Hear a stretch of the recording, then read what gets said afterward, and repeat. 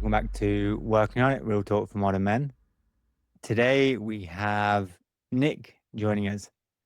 And Nick is an Australian mental health advocate, TEDx speaker, and author of Move Your Mind, host of the Move Your Mind podcast, and shares openly of his lived experience with anxiety and depression. He's delivered over 1,000 talks globally to schools and workplaces and communities, and is the founder of the Move Your Mind platform. So welcome, Nick. Good to have you. Good to have you here. Thank you, mate. Great to be here. I appreciate it. So I think a nice way to start would be to just understand your story, and for the guys who don't know you, to know a little bit more about you. Yeah, sure. So I'll try and give an abbreviated version, I guess, so I don't take up too much time on that part. We can go further in if you want to dive deeper. But essentially, I've been in the mental health space for more than probably 15 years or more. I fell into it. I'm not from a psychology background. I fell into it through my personal experience. So essentially, I grew up with a well-known father. My dad was the Premier of Victoria from when I was 12 until my early 20s. And even before that, I was struggling. I always, as far back as I remember, had a very obsessive personality. The only time when I was a kid that I felt sort of normal or okay was when I was competing in sport. And that became very quickly an obsession, especially during the early periods when he first got in when I was 12, 13, 14, 15. It became a compulsion. I was playing AFL at the time, training so hard that I started winning all the middle distance running races. That became the new obsession. But I would be training for, 6, 7 hours a day as a kid, and like an addiction essentially, and hiding bricks under my bed. My mum was really worried, knew something wasn't right, but I'd be hiding it, feeling shame about it, and didn't understand what was going on. Obviously, looking back, I felt so out of control. That was the only way I knew how to feel in control, but I didn't understand any of it. And that just led to a whole lot of circumstances eventually stunting my growth, not hitting puberty till I was about 17, really isolating myself socially, then being badly injured where I had to quit sport, and ended up taking a gap year, dropping out of university, then discovering alcohol and abusing that to the point where I'm very lucky to be sitting here. And that went on for a long time. And, long story short, I, had a car crash where I was lucky to survive it, almost killed myself and my best friend. It became, the biggest news story in Australia at the time. And eventually after that, I started to slowly get myself back together. And when I did, I, took baby steps, getting my life back on track, and wound up after going back to university doing modeling, which led to being on a reality show, which led to getting asked to share my story and raise awareness. And that's how I got on the path of the mental health advocacy. I, wanted to give back in that area, and I got asked to speak at schools and companies and didn't really know what I was doing. I'd just stand up and share my story. And every time I did it, I would hear feedback and hear about people that, got so much benefit out of it. And that really just fueled this. It saved me as much or more than, the other people, because it gave me a life's mission. It sort of gave me purpose when I had lost purpose for so long. And that's become, the North Star for everything I've done. It really has, guided me. So I've gone down a path where public speaking, my podcast, I've got a company where we do work in organizations with individuals, been in the entertainment world a little bit. I was doing some acting for a while. I'm now trying to, produce something. But really everything I'm doing at the core, it's how can I use this in some way, shape or form to communicate messages around mental health and well-being and help people be more proactive and, holistic in what they're doing. So that's a very quick, overview.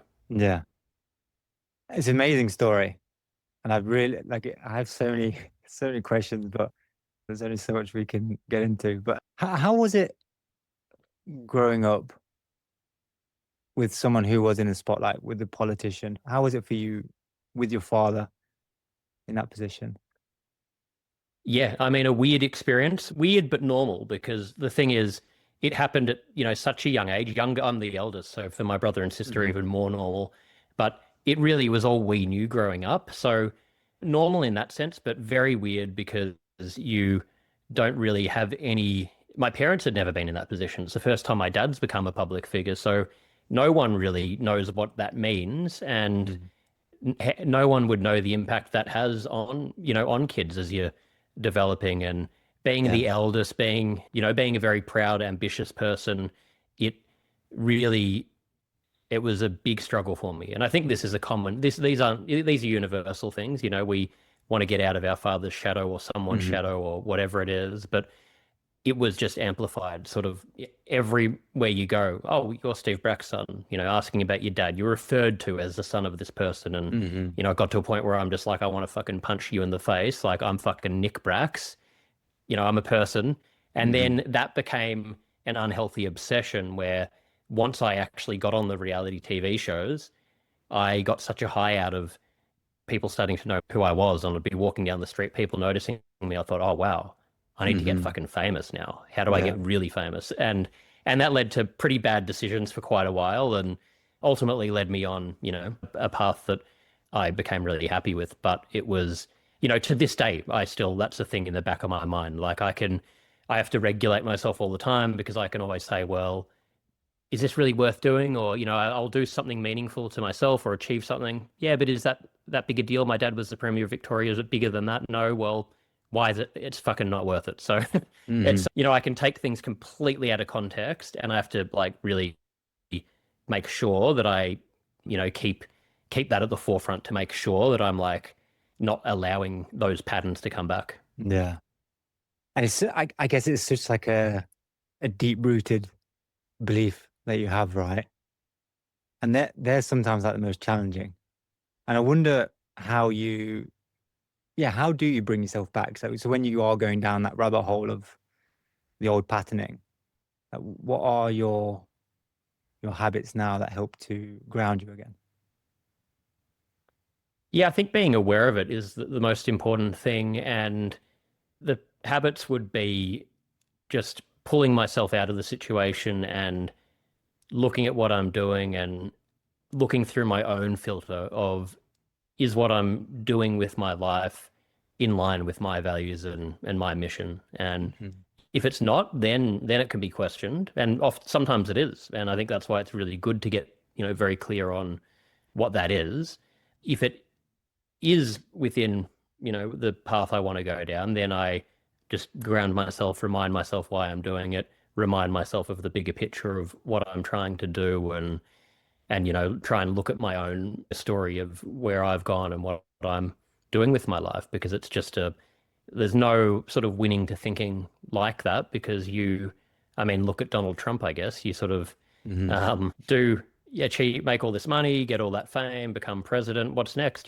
Nothing's enough. Like if you have that kind of mindset, which a lot of us do, because we're in a Hmm. society that literally fuels that, tries to, even if you actively try not to fall into that trap, you're opening up your phone and it's trying to make you feel like that. So we have to be very proactive in any situation to stay true to ourselves and not fall into that trap of being addicted to needing to be more. Absolutely. And talking about addiction, I wasn't actually going to talk about addiction, but I feel like it's a good area because there are so many men addicted to different things. And it could be work, it could be a substance, alcohol, drugs, it could be, like a sport, whatever it is, the unhealthy addiction. From what you see with men that you work with, are you seeing an increase in addiction? Yeah, definitely. I mean, I think in general, we have pigeonholed addiction to the typical things that, get talked about: drugs, alcohol, whatever else, gambling. I think everyone's almost addicted to some degree. Social media, Mm. work for men, it's amplified for sure. I see that in the people I work with. I see that in broader society, because men bottle things up more. Mhm. And a lot of them haven't even reached that first level of just the self-awareness of why they're behaving in certain ways, and trying to ask questions. Or no, not even ask questions. Give yourself space to ask questions. And I found that I was doing a talk in Australia recently with a group of men, and we did a bit of a talk around the table, and a lot of them said, yeah, I normally don't even think about these things because every second is filled with either work, family, taking the kids to practice, whatever the hell it is, never making time. And people get even scared to make that time to think about things. So I think addiction fuels from that. And there's a fear that you might have to confront really uncomfortable things because so I think we just fill our lives a lot of the time with work, with distraction, with trying to achieve things, whatever it is.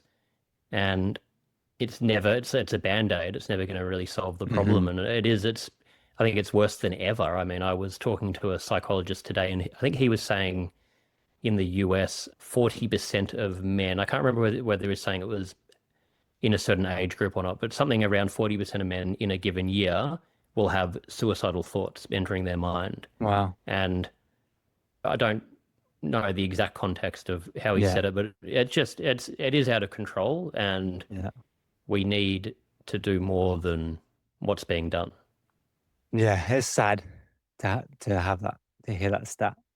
Yeah. It is such an issue that needs solving. I completely agree as well with regards to, we're using something, we're using it like it's a band-aid, right? The addiction is covering up something else beneath the surface. And again, us as men, we can be very disconnected from our emotions and can be also unaware of our needs. And I'm not sure if you've ever read the book No More Mr. Nice Guy by Robert Glover. Heard of it? You heard it? Okay. It's a great book. And I recommend it with all the men that I work with. But it's essentially like this nice guy syndrome. What it says basically is like you need to express your needs more. You need to be able to say no more. You need to be able to hold your boundaries up more and understand your needs, right? And there's more stuff to it, but they're kind of some of the basics. And I find a lot of the nice guys are actually heavily addicted to something. Usually it's like gambling, substances, and or work, or even their partner to a degree as well. And I wonder, just getting your thoughts and opinions on why why do you think men find it challenging to talk about their feelings and understand their needs and how that impacts on the addiction? Well, I think it obviously, yeah, it impacts on it because you're not being true to yourself and you're not able to process what's inside of you, and you start behaving and doing things that aren't aligned with what you actually want and what your values are and what you care about. And then you need to fill that void with something because there's so much pain there. And I think men have just been, I mean, I think it's definitely better than it used to be, but men still haven't really been taught how to express their emotions and how to become more self-aware with this kind of stuff, how to talk to their friends about it. And again, it is happening more and more, but I think in a broad context, it's got such a long way to go. And we can just get stuck in that cycle. And I think, like the Mr. Nice Guy thing you were saying, a lot of the people that do seem the nicest often are struggling a lot. Like I'm a recovering chronic people pleaser, Mhm. and I found it very hard to say no to people. When you're stuck in that pattern, you actually think, oh, it's because I care, because I'm a good person. But it's not. It's actually, it's being a better person to be brutally honest and even hurt someone in the moment, because then you're not misleading people. And it always blows up when you don't be authentic and say what you think people need to hear if you're going against yourself. So I think we're scared to talk about our needs, and I think there's pressure on men as well, thinking they need to be a provider, and Mhm. we're not going to be accepted if we don't reach X status or make X amount of money, and all of these different things. And there's so many different ways you can go about life. You get to architect your own life and your Mhm. relationship, etc. So I think we can feel very pigeonholed into how we're meant to live out our life. Mhm. Yeah, I love that. I question all the time, like, why is it that we're struggling to step more into like that role as a man? And I feel like it's many different reasons, but I think the distance of like the father figure, for example, where he's, in the war times where he was taken off, so the boy was brought up by the mother, or like now it's more men stepping out and doing work all the time, so they don't really see their kids. And like I saw a stat the other day, and this is more on the Western world, but on average, the father only spends, I think it was like 46 minutes a day with their kid, which is nothing.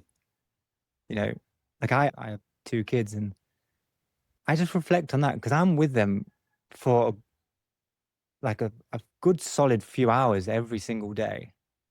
More than that, really, because I've designed my life to be that, like, I want to find that healthy balance between fatherhood and work. I don't want work to become my obsession, but I also need my purpose to step into. Like you spoke about your purpose at the start, right? We need to look like what we're creating.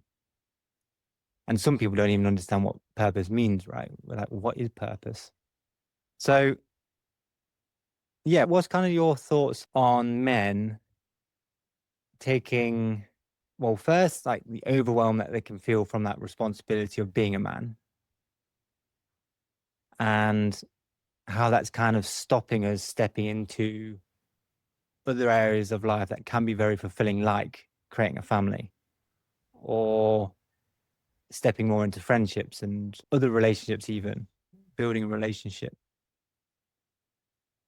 Yeah, well, I think it can feel like you've got a noose around your neck because there's probably these things eating away at you that you want to do, ways you want to live your life. Maybe you're stuck in a corporate job, but deep down you're craving a different life. You're not happy, but you feel like it's unacceptable. There's so much shame associated with even entertaining the thought of trying something different because they feel like they're going to be letting everyone down, letting their parents down, undesirable potentially to their partner or to women.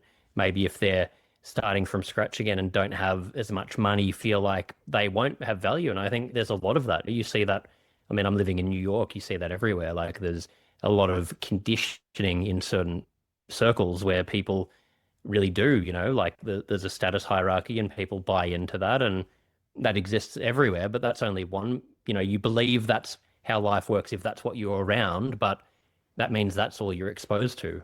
So I think it's having, first of all, probably being able to have exposure to other ways you could live your life. And I think that's not going to come by theoretically hearing about it or watching something on YouTube. I think what it comes from is you need other male role models or other male friends, peers that are living that other kind of life so you can actually see how that works and see that it is real, realistic and learn, so you need to be around like-minded people.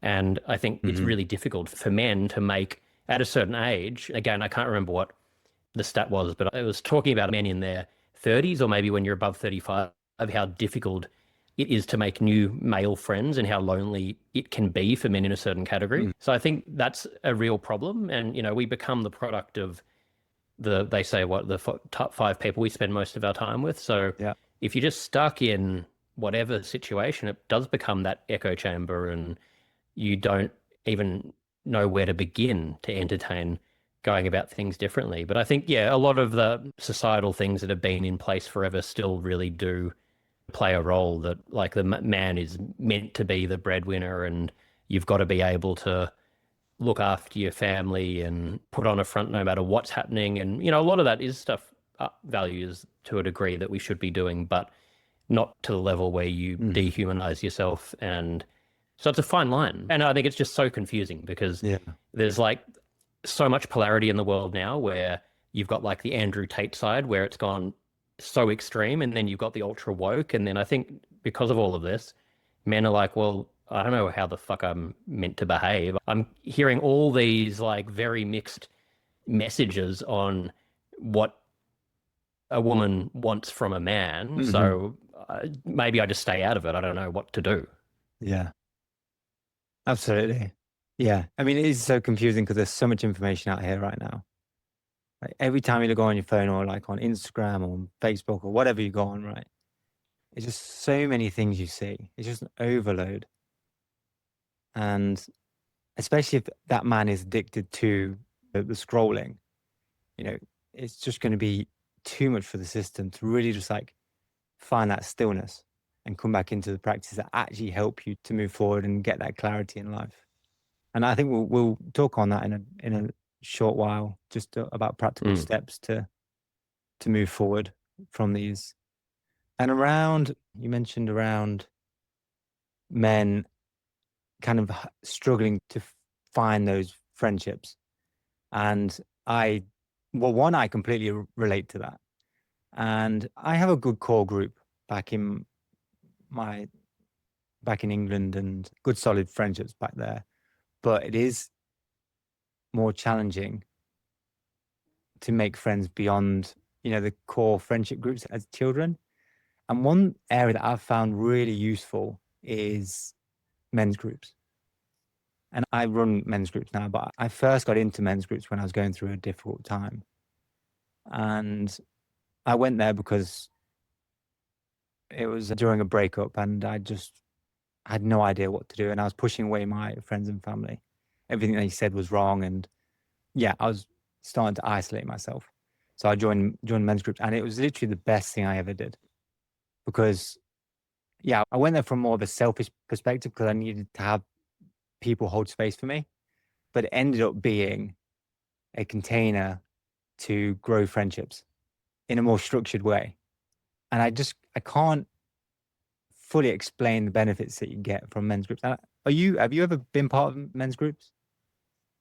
I have, yeah, and I Yeah. found it, yeah, like you're saying, incredibly beneficial. And and just outside of that, when you do connect with someone who's like-minded on a similar path, it can feel cathartic because Yeah. sometimes in day-to-day life it's hard to find. So I think, Yeah. like you're saying there, it's so important. And a similar thing to what you're saying, I've got a group of there's five of us that all went to university together, and they're like brothers and friends for life. We all live in different places around the world. Now, Mhm. you've got that there, but in terms of having day-to-day friends that are like-minded that I can just go and hang out with, that's kind of hard to find, especially Exactly. when you're living in different places, and it's tough. It's really hard to find Mhm. that. So I think it's probably also one of the benefits of the internet that we can access Mhm. these things. I mean, definitely I think being in person is better, but if that's not an option, being able to access things online where you can go in these men's group can be really, really important for people that are lonely and struggling and needing that guidance, that connection. Yeah, absolutely. Mm. Okay. Now, I think it'll be good now to start talking about practical tools and steps to help men who maybe do have an addiction or they do feel that loneliness or that disconnection or they are that workaholic. What would be let's say, the four practical tools that you could recommend for these men, who are maybe at the start of their journey? If I was going to break it into steps they could take, I would say Yeah. step one would be as simple as just get help. Remind yourself that you can't do it on your own, especially Mhm. if you're in that stuck place, if you're addicted. At best, you might be able to muster up the willpower to change things for a couple of days, but the habit will come back if you are that stuck in these patterns. So get help, whether that means talking to a friend, going to a professional, joining a men's group, or whatever the hell it is. I think just take action in getting some form of help, because normally when you do, you take one step, that leads to a new bit of information, meeting someone else, and very quickly you're on a Mhm. path that, you've taken 10 steps forward when you just thought you were taking one. So I'd say that's like the fundamental one. And then I think it would be acknowledge getting really clear, like not even necessarily changing anything straight away, but getting really clear on what is it that you want to change. Mhm. Because I think, if I look even in fitness, I guess I always find a good example because it's more tangible. people often are like, I want to, lose 30 kilograms, get a six pack. I want to go on this crazy diet. I want to do all these different things. And they try it. Sometimes they're so amped up by it, they might stick to it for a week or two, but it's so overwhelming and just impractical and not sustainable for them that they fall out of it, and then they develop a negative association with doing it, and then you get stuck in that pattern. So I think get really clear on what it is you're wanting to change, and then distill it into, okay, like, great, I can see sort of the bigger picture, but what if I boil down, out of like 10 different things that are part of this process of changing, what is the number one Mm-hmm. most essential thing to change right Yeah. now? And then just sort of put everything else to the side and focus on simplifying even that one thing. How do I make this so simple that it almost feels easy to stick to it? And then, step three, I'd say just sticking to that for a month, trying to develop that into a habit. So keeping it, and then just not really overthinking it, just sticking to it, let a month go by, maybe 2 months, assess things, then you might increase things and see where you go from there. And then from that point, I would say just, you know, assess once you get on that stage. Because normally what will happen then is you'll start to get momentum. You'll probably naturally want to change something else and conditioning yourself in the process of doing that. So having that support around you. And then, the final part I would say is just having accountability is critical. Again, Mm-hmm. you're talking about men's groups. Whatever way you can find accountability, I think that's what I've seen through behavior change, through the work that I've done. There can be all the best tools in the world and information and whatever else, but at the end of the day, people mainly need accountability. Once you've got the structure in place and you know what to do and you understand it, it really just comes down to being held accountable, and it's hard to do that for yourself. Like some people can, but I think most people can't. I can't. I need accountability. So I think, Yeah. really having that accountability. Yeah. That's great. Yeah, I think as well, like with step two, the thing that came to my mind was, men can, like, about getting clear, men can sometimes, okay, say they have an addiction, they have smoking or they have alcohol. They'll say, okay, I want to stop that. And they'll just say, okay, my accountability is to stop smoking for a month. But there's something deeper than that they actually need to get clear on first before they just go to the thing that is covering that band-aid, right? So it's not necessarily, even though everyone's saying, okay, I need to quit, but get clear on what your needs are first. Let's get clear on what your boundaries are. Let's get clear on the deeper stuff, not just the external things that are happening. I think that accountability is so Mm. important. And the research shows somewhere from 80 to 90% better success rate if you have that accountability. Like, it's a huge thing. Men in general, we like to do solo wolf style. And, I'm going to do it on my Yeah. own. I don't need help. And I don't need to share this, or I'm not clear enough to share this. I need to have clarity first before I share it. Like, no, just share the messy, get the support, reach out, have that accountability, have the people who can actually not necessarily, they're not going to do anything for you, but they're going to hold space for you and be like, okay, Totally. you know, you said you were going to do this, but you're doing this now. So what's going on there? Why the direction changed? Yeah, Yeah. absolutely, mate. And I think what you're saying there as well is such an important point. If you make changes, but you don't get deeper on your reasoning for it, or, like you're saying, if you're smoking or whatever these habits are, what am I actually masking with Hmm. it? If you can't get clear on that, then you're just going to replace it with another one. You see it all the time where people will Absolutely. replace it with a healthy one, and that's where it becomes almost more dangerous because you see Yeah. people where it's a gym addiction, or in the wellness space, people that go, become sort of too far, become these guru type people because that's become their new savior, their religion, that Mm. thing that's actually replacing whatever this hole is. And then you've got more justification to stay in that addiction because Yeah. you can't even, rationalize it yourself anymore. Yeah. I think the last point I'd just like to just put on this one is being okay with with failing. Okay, we have this, we want to work on this, I want to stop this habit.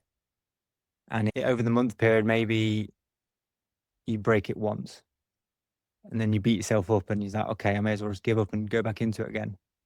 But it's just being okay with failure, being comfortable with that, the uncomfortability for those feelings of our perceived failure. I think a lot of men can think they have to be so rigid and so perfect that they either never do it at all, or when they do fail, they just go back to the old pattern.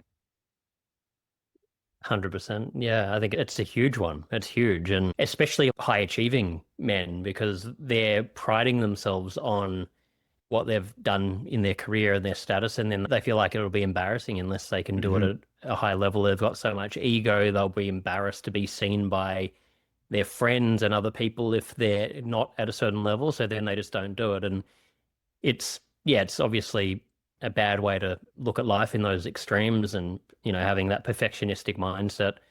And I think just how we look at failure, shouldn't even be called failure. It should be called learning, because I think all of us learn so much more when things don't go our way. If we just got our way all the time, there wouldn't be that many learnings. And, you see that it's sort of what the outcome of parents that are obscenely rich that, shove a silver spoon up their kid's ass and he never has to learn any lessons, that you're actually doing a enormous disservice to them, because you then don't really understand how the world works and you don't learn any lessons. So you need to be in discomfort and failing and being humbled, and then you learn so many lessons, you grow. I think it's what forces us to grow.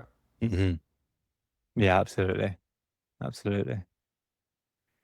So what gives you hope about the future of men's mental health? A lot of things. Yeah, I think the world is equally going down a very, scary path right now, and also a really positive path. We've got people like yourself that are out there advocating for this, putting together men's groups. There's more awareness about it. There's, more micro groups of people that are wanting to really look into this and explore it. And that's becoming bigger and bigger. So what I see for the future is that's going to expand. I think in general, we're going to get better education, hopefully in schooling, in how our parents raise us, and on that broader societal level, hopefully over time, we can actually start having better conversations and education around it. So I think things will move in a positive direction. I don't know on a huge mainstream level how long that will take to change. And I think there's always going to be ebbs and flows and problems, but I think it is moving in a good direction. And all we can do really is, as an individual, do what we can. And I think that's the message for everyone. It's really, we often want to wait for things to change. We want to play the victim, blame things, blame the world, blame this, blame that. And again, it's that accountability thing, taking the accountability off ourselves. But if we can just simply have the mindset of, there's no quick fix, there's no magic solution, how can I just take personal accountability for myself and show up in the best way I can for myself, so that I can then be a role model for other people? And if we can teach each individual that line of thinking, then you get a massive change, which obviously not an easy thing to do. But I think, one person at a time going, that's a more sustainable way to get a bigger change. Absolutely. Yeah, I feel sometimes we do think of like the global issue. It's like, well, how can I impact that? How can I change that?